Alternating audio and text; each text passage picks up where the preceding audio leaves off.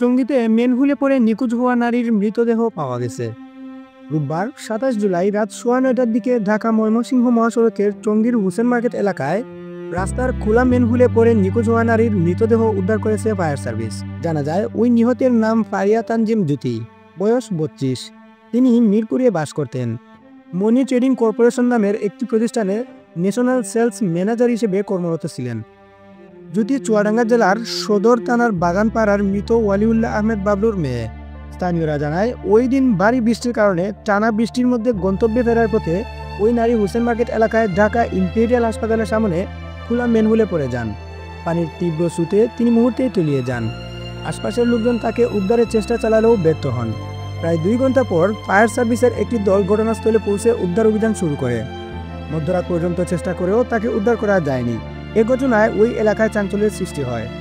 ৩ দিন পর আজ ফায়ার সার্ভিস ও সিটি কর্পোরেশনের যৌথ উদ্ধার অভিযানে খোঁজ মেলে ফারিয়া তানজিম জ্যোতির মৃতদেহ। বিলের প্রায় ২ কিলোমিটার জায়গায় তল্লাশির পর কচুরিপানায় বেঁচে থাকতে দেখা যায় তাকে। পরে উদ্ধার কর্মীরা মৃতদেহ তুলে আনেন। ময়নাতদন্তের পর মৃতের লাশ তার আত্মীয়ের কাছে হস্তান্তর করা হবে বলে জানা গেছে।